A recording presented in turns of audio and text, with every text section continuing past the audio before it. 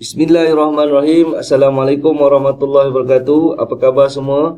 Ustaz harap kamu semua berada dalam keadaan yang sihat sejahtera di samping keluarga tercinta dan berada dalam lindungan Allah SWT.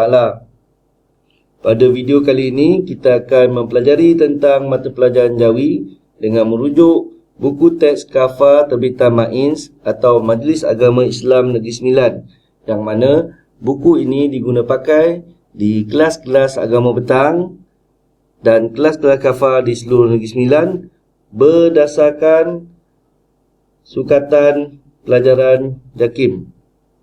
Jadi jangan risau, buku ini kandungannya sama macam buku yang diterbitkan oleh JAKIM. Bagi mereka yang tidak mempunyai buku ini, bolehlah melayari pautan yang dipaparkan untuk mendapatkan atau mengakses buku ini dalam versi e-book. Dalam video ini, Ustaz akan menerangkan tentang tajuk ayat penyata. Ayat penyata ini adalah salah satu tajuk kecil yang terdapat di dalam bab 1, iaitu jenis-jenis ayat.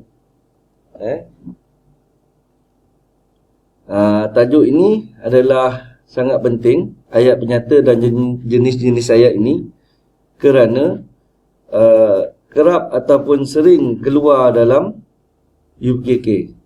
Jadi soalan-soalan UPKK terdapat soalan yang berkaitan tentang jenis-jenis ayat, termasuklah ayat penyata.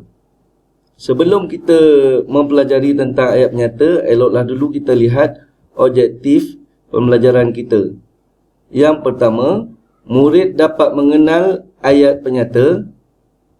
Yang kedua, murid dapat membaca petikan ayat penyata dengan intonasi yang betul.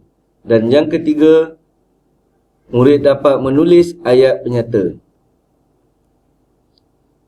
Sebelum kita pergi lebih jauh, mari kita lihat takrif ayat penyata. Apakah yang dimaksudkan dengan ayat penyata? Ayat penyata ialah ayat yang menerangkan tentang sesuatu perkara atau peristiwa. Ini maksud ayat ini diucapkan dengan maksud membuat satu pernyataan dan bertujuan untuk menyatakan atau memberi keterangan sesuatu hal. Ayat ini juga disebut sebagai ayat berita atau ayat keterangan. Itulah maksud ataupun takrif ayat penyata. Dan ayat penyata ini terdapat beberapa tanda ataupun ciri-cirinya. Tanda yang pertama atau ciri yang pertama ialah di akhir ayat penyata terdapat tanda noktah atau titik.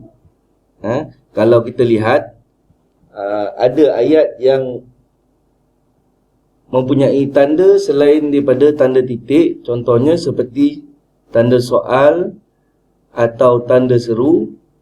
Sudah semestinya ayat tu bukan ayat penyata. Tanda yang pertama, ayat penyata, diakhiri dengan titik. Dan tanda yang kedua ialah kebiasaannya ayat penyata ini dimulai dengan kata nama, sama ada kata nama am atau kata nama khas. Dalam buku ini juga memaparkan kepada kita beberapa contoh ayat penyata. Baiklah, kita lihat yang pertama. Kalau boleh Ustaz nak kamu baca dan ikut bacaan Ustaz. Dengar, kemudian ikut bacaan Ustaz. Yang pertama, kereta itu berwarna putih. Kereta itu berwarna putih. Yang kedua, arus sungai itu mengalir deras. arus sungai itu mengalir deras. Contoh yang ketiga, setiap hari saya ke sekolah menaiki basikal. Setiap hari saya ke sekolah menaiki basikal. Contoh yang keempat, kakak saya seorang pelajar universiti. Kakak saya seorang pelajar universiti. Dan contoh yang kelima, Ustaz Amir mengajar mata pelajaran Lughatul Quran.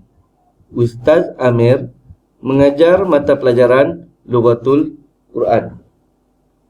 Jadi, kesemua contoh-contoh ini merujuk kepada ayat penyata yang mana setiap daripada contoh ini menerangkan sesuatu perkara ataupun hal dan menerangkan sesuatu peristiwa. Jadi untuk itu saja pembelajaran kita kali ini. Ustaz harap video ini dapat memberikan manfaat kepada kamu semua. Sebelum mengakhiri video ini, Ustaz mohon agar kamu dapat menekan butang subscribe, like dan loceng bagi memudahkan kamu menerima video-video yang terkini dan terbaru daripada Ustaz. Aku qauli hadza, astaghfirullah lakum. Wassalamualaikum warahmatullahi wabarakatuh.